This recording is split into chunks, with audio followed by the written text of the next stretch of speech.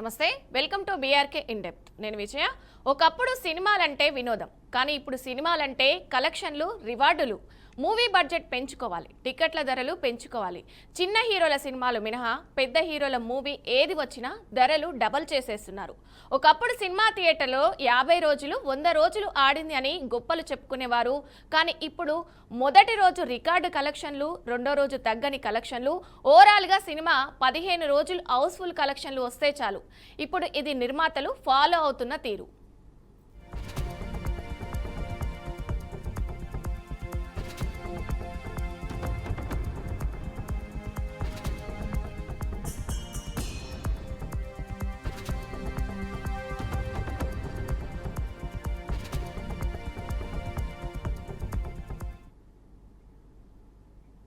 ఇప్పుడున్న జనరేషన్లో cinema budget 150 కోట్లు 200 కోట్లు పెట్టి సినిమా తీయాలి.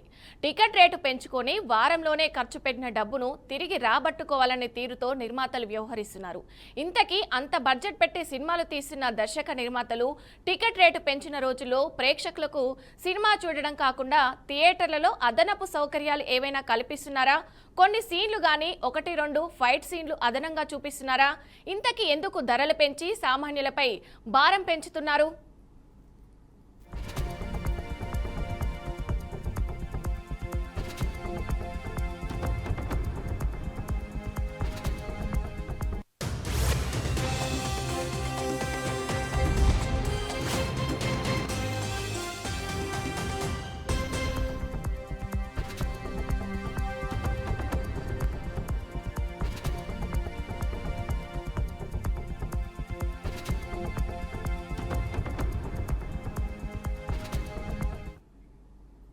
ఒకప్పుడు ఇంట్లో ఏ సభ్యుల్లో ఒకరి అభిమాన నటుడి సినిమా వస్తే ఇంటిల్లిపాది థియేటర్కి వెళ్ళి మూవీని చూసి ఎంజాయ్ చేసేవారు. కానీ ఇప్పుడు ఆ ఇంట్లోని ఫ్యాన్ మాత్రమే సినిమాకి వెళ్ళి చూసి వస్తున్నాడు. సినిమా రేట్లు పెరిగితే టికెట్లు కొన్న అభిమానులు బ్రేక్ సమయంలో తీసుకునే తినుబండారాలపై మాత్రం పెంచితే కొనుక్కునే వారు తినరా అనే విధంగా ఆ స్టాళ్ల నిర్వాహకులు కూడా మారిపోయారు. మాల్స్లలో అయితే పాప్కార్న్, వాటర్ బాటిళ్ల ధరలు రెండింతలు పెరిగాయి. పైగా థియేటర్లలోకి బయట నుంచి ఎలాంటి తినుబండారాలు తీసుకొని రాకూడదనే నిబంధనలు పెట్టారు.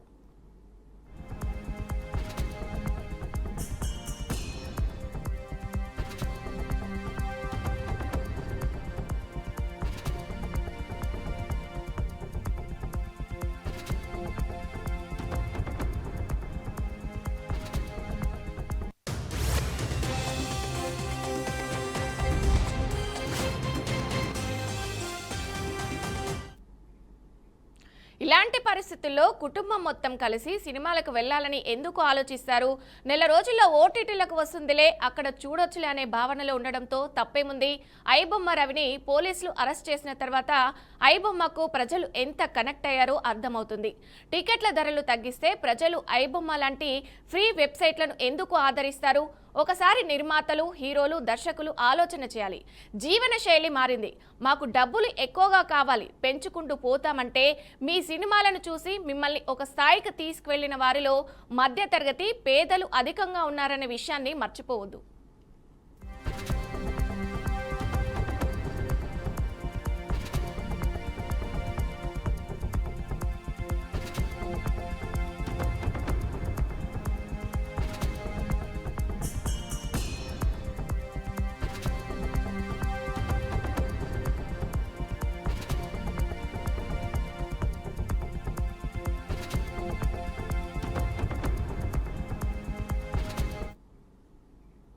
ఇక దీనిపై మరింత విశ్లేషణ మా ప్రతినిధి కృష్ణ అందిస్తారు. కృష్ణ, చెప్పండి, సినిమా టికెట్ల రేట్లు పెంచడాన్ని అసలు ఏ విధంగా చూడొచ్చు అంటారు? దీనిపై విశ్లేషణ ఏంటి? థ్యాంక్ యూ విజయ. ఏదైతే సినిమా అనేది ఒక వినోద వనరుని అనుకోవచ్చు. అయితే మొత్తానికి చూసుకుంటే ఇప్పుడున్న పోటీ ప్రపంచంలో ఏదైతే సినిమా సంబంధించి కావచ్చు, అయితే పూర్తి స్థాయిలో ఇప్పుడు వారం రోజుల విషయంగా ఉంది. అయితే గతంలో అయితే ఒక సినిమా అంటే ఒక వినోదం. అదే విధంగా చూస్తే ఏదైతే రికార్డులు కావచ్చు, రివార్డులు కావచ్చు, దాదాపు 50 రోజుల పాటు కావచ్చు, అదే 100 రోజులు కావచ్చు, పూర్తి స్థాయి అయితే ఆ విధంగా ఆడుతున్నాయన్నమాట అప్పట్లో.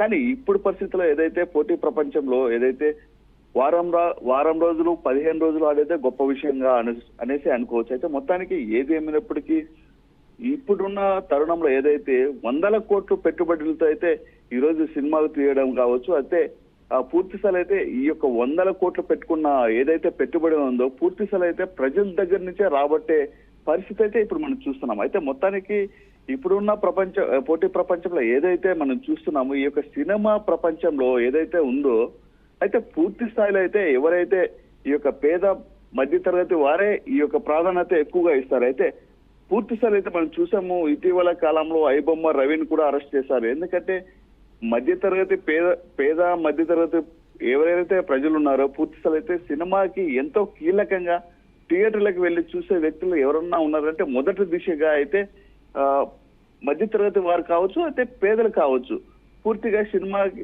థియేటర్లకు వెళ్ళేసి ఆ విధంగా ఆ వినోదాన్ని పంచుకుంటూ ఉండేవారు. అయితే ఇప్పుడున్న పరిస్థితుల్లో ఏదైతే సినిమా ప్రపంచంలో పూర్తి స్థాయి అయితే ఎవరైతే కలెక్షన్ కోసమే ఈ యొక్క 100 కోట్లు పెట్టుబడులు పెట్టుకొని ఈ విధంగా వెళ్తున్నారే కానీ కేవలం మధ్య తరగతి వారి గోడు మాత్రం వినిపించుకొని పాపాన పోలేదని కూడా పలు రకాల ఆరోపణలు వస్తున్నాయి. అయితే మొత్తానికి చూస్తే ఏది ఏమైనప్పుడు కూడా ఇప్పటికే మనం చూసాము ఏదైతే ఈ మధ్య కాలంలో పుష్ప కావచ్చు, అంటే పెద్ద పెద్ద సినిమాలు కూడా అఖండ కానీ ఇంకా మరికొన్ని సినిమాలు కూడా 100 కోట్లు, బాహుబలి కానీ, బాహుబలి 2 కానీ ఇలాంటి సినిమాలన్నీ కూడా 100 కోట్ల పెట్టుబడి పెట్టుకొని సినిమాలు తీస్తున్నారు.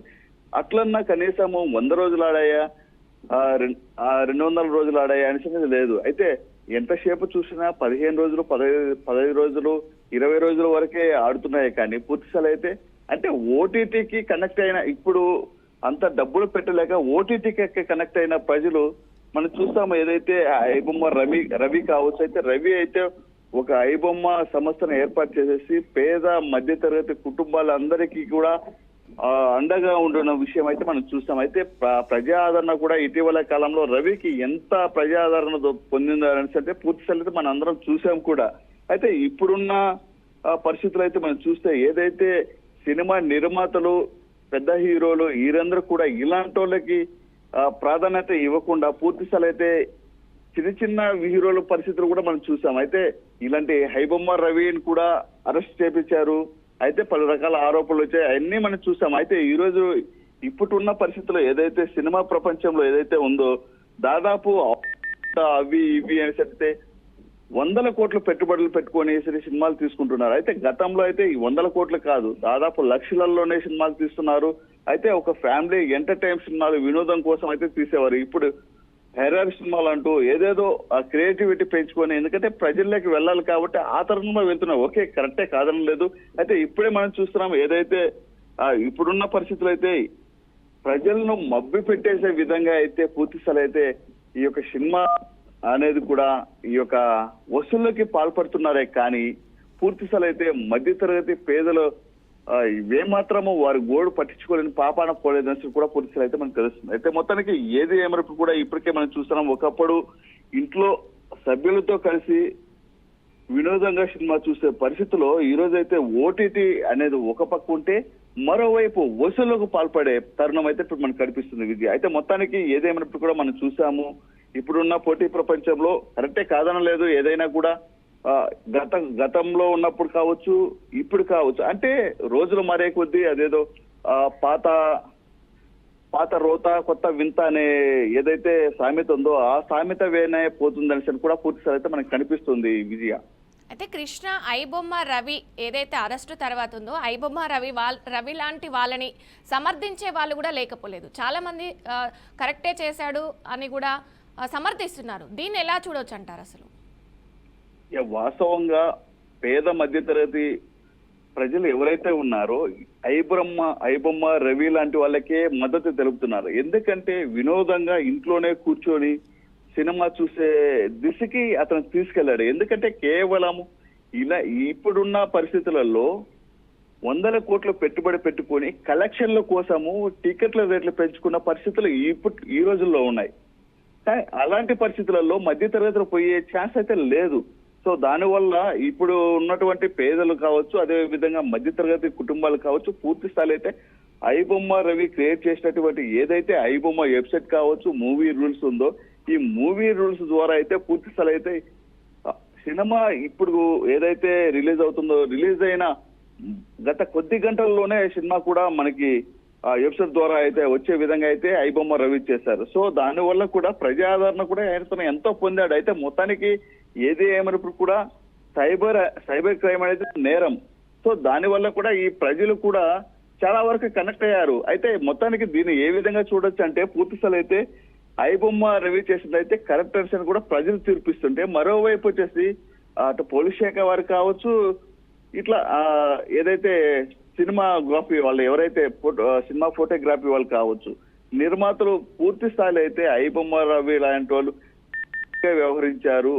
ఈ యొక్క సినిమాలు కాపీ కొట్టి ఇది చేసి పూర్తి స్థాయిలో అయితే ప్రజల్లోకి డిస్ప్యూట్ చేస్తున్నారు, ఇది క్రైమ్ అనేసరి కూడా వారు కూడా కంప్లైంట్ చేస్తున్నారు. అయితే ఈ రెండు విషయాల్లో బ్యాలెన్స్ చేస్తే పూర్తిగా ఏదైతే ఐబొమ్మ రవికే ఎక్కువ ప్రాధాన్యత ఇస్తున్నారే కానీ ఇలాంటి నిర్మాతలు కావచ్చు, హీరోలు కానీ ఎవరు పేద మధ్యతరగతి కుటుంబ సభ్యులకు సంబంధించిన వాళ్ళైతే ఎవరు సపోర్ట్ చేయలేదనేసి కూడా పూర్తి స్థాయి అయితే మనకు తెలుస్తుంది.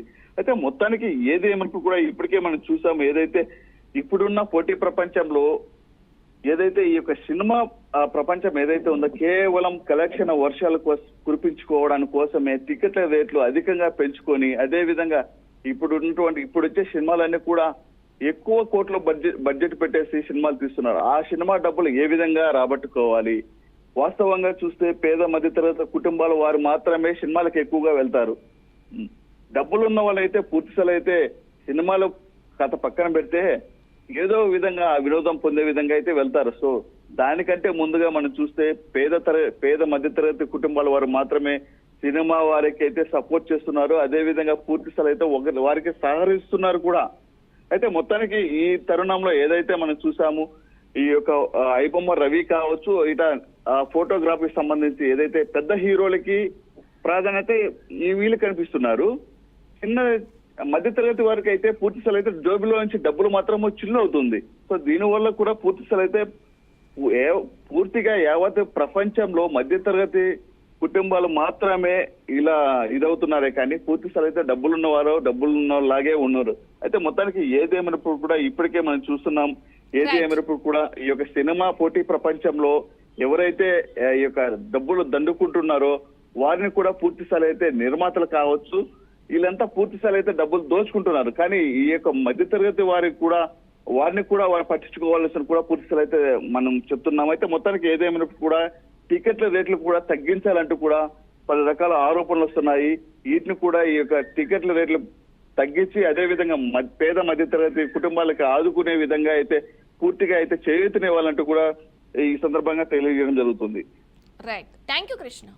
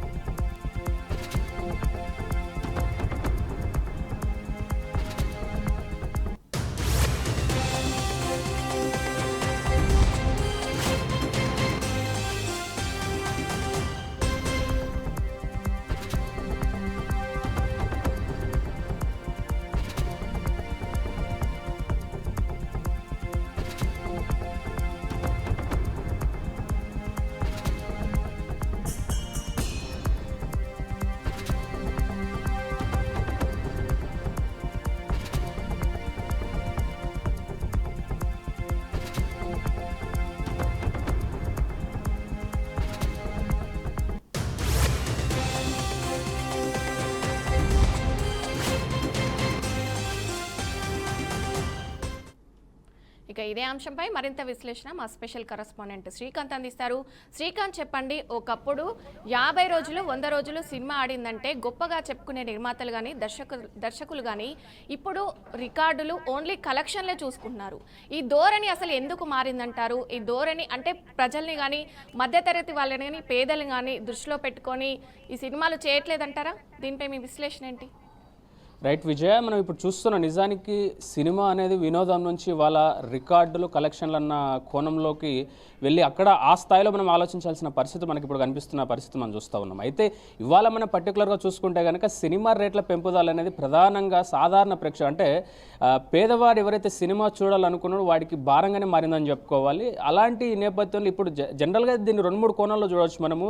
నిజానికి ఇండస్ట్రీ వైపు నుంచి ఒక రకమైన వాదనలు వినిపిస్తుంటే ఇక్కడ సాధారణ ప్రేక్షకుల నుంచి ఇంకో రకమైన వాదనలు వినిపిస్తున్నాయి. సాధారణంగా సంవత్సరానికి దాదాపు ఒక 50-60 సినిమాలు రిలీజ్ అయితే అందులో ఒక 10-15 సినిమాలకు మాత్రమే మేము రేట్లు పెంచుతున్నాం తప్పితే మిగతా సినిమాలన్నిటికీ సాధారణంగానే ఉంటున్నాయి కదా అని చెప్పేసి కూడా సినిమా వర్గాలు ఎవరైతే సినిమా హీరోలు కానీ దాంట్లో నిర్మాతలు కానీ లేకపోతే దర్శకులు అని వీరంతా మాట్లాడుతున్న పరిస్థితి వస్తున్నాం. అలాగే సాధారణ ప్రేక్షకుడు అంటే 10-15 సినిమాలు అంటే మేజర్గా ఏదైతే సినిమా థియేటర్కి వెళ్ళి నిజానికి ఎవరైతే హీరోలు ఉన్నారో అందరికీ ఫ్యాన్ ఫాలోయింగ్ ఉంటుంది. అసలు అందులో తమ హీరో సినిమా రిలీజ్ అయినప్పుడు ఆ సినిమా చూడాలన్న సాధారణ ప్రేక్షకుడికి వాళ్ళ సినిమా దూరమైందని ఒక అంశాన్ని అయితే మనం చెప్పుకోవచ్చు. నిజానికి ఇక్కడ మనం కొన్ని అంశాలు చూసుకుంటే సాధారణ ప్రేక్షకులు సోషల్ మీడియాలో మాట్లాడుకుంటున్న అంశాలు చూసుకుంటే టికెట్ ధరలు దాదాపు 1000 నుంచి 1400 చేరుకుంటున్న సమయంలో ఫ్యామిలీతో సినిమా చూడడం అనేది చాలా ఇబ్బందిగా మారింది అని చెప్పేసి కూడా మాట్లాడుతున్న పరిస్థితి చూస్తాను. అలాగే ఈ ధరలు పెరగడం వల్ల కుటుంబాలు విద్యార్థులు కూడా అంటే ఏదైతే సినిమాలు చూడాలనుకున్నటువంటి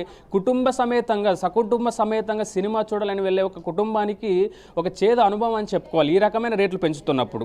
అలాగే మనం క్లియర్ ఇంకొక అంశం చూసుకుంటే కనుక కొంతమంది రాజకీయ నేతలు మాట్లాడుతున్న పరిస్థితి చూస్తాను. ఇప్పుడు ఇవాళ ఏదైతే అఖండ సినిమా రిలీజ్ అవుతుందో అది ఆగిపోయింది, ఇప్పుడు మరి పోస్ట్ పోన్ అయింది.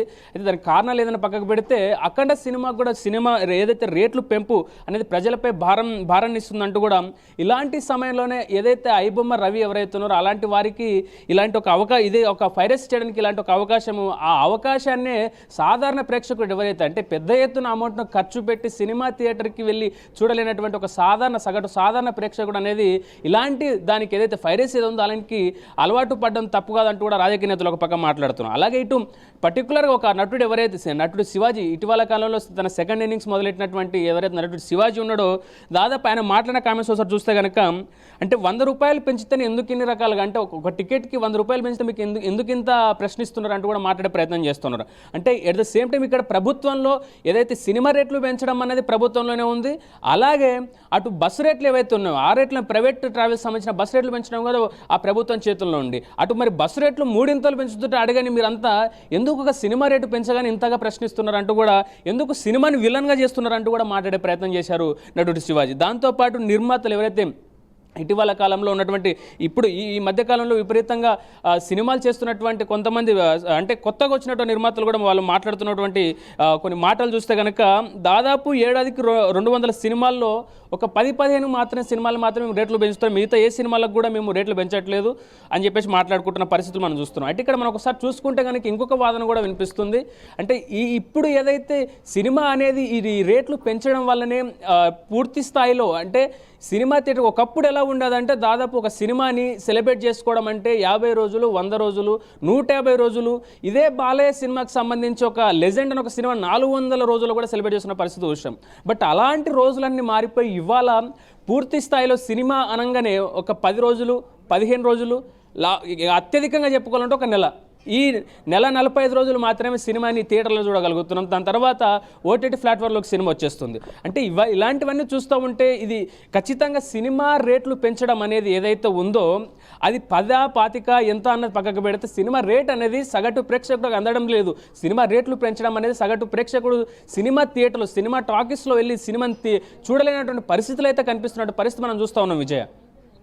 అయితే ఐబొమ్మ రవి లాంటి వాళ్ళు విపరీతంగా మళ్ళీ పుట్టుకొస్తున్నారు. ఏదైతే ఐబొమ్మ రవి అరెస్టు తర్వాత చాలా మంది సమర్థిస్తున్నారు.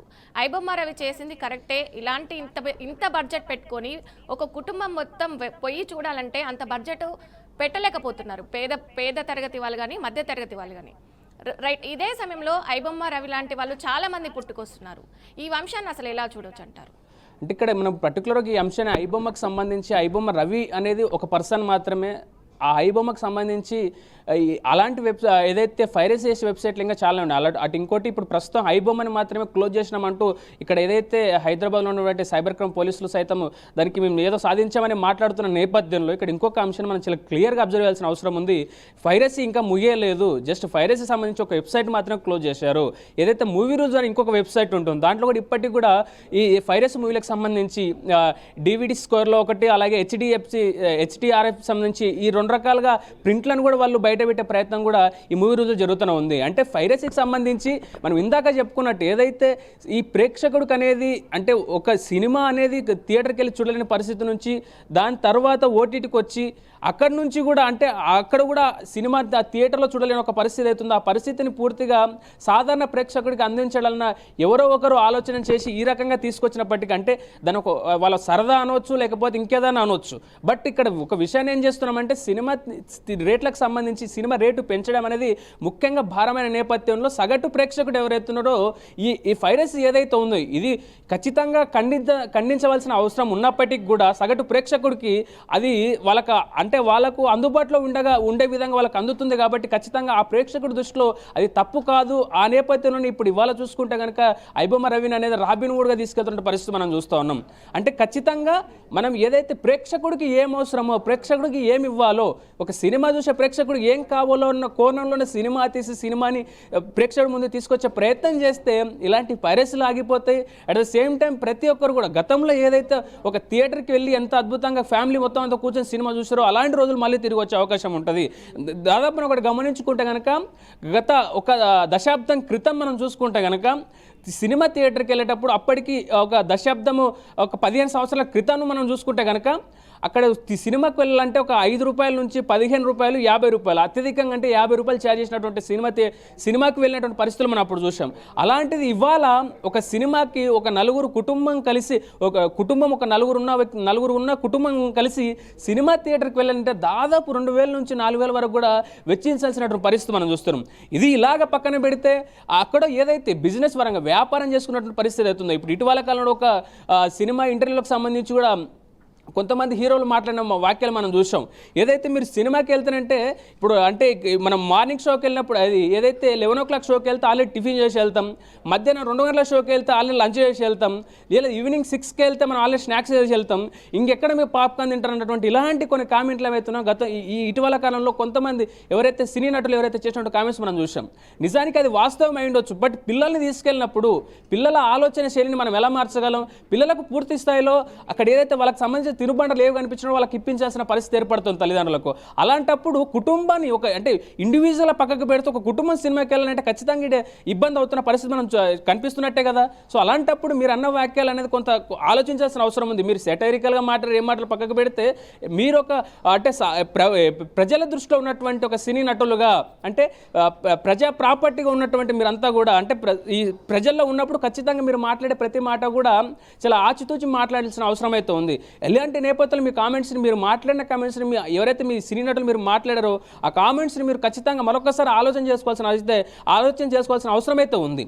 అంటే పూర్తి స్థాయిలో ఒకటి సినిమా రేట్లు అనేది పూర్తి స్థాయిలో ఈ పెరగడం అనేది నిజానికి సగటు ప్రేక్షకుడికి భారంగానే మిగిలిందని చెప్పుకోవాలి. Vijay, right, thank you Srikanth.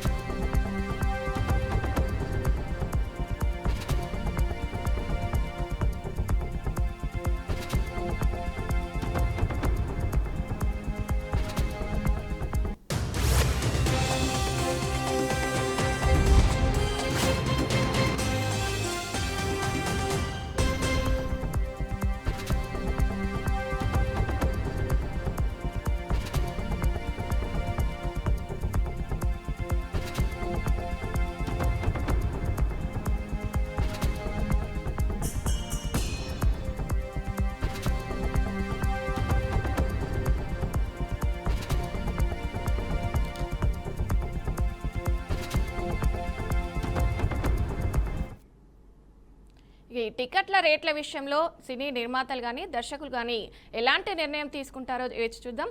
Keep watching BRK news Telugu సత్తా.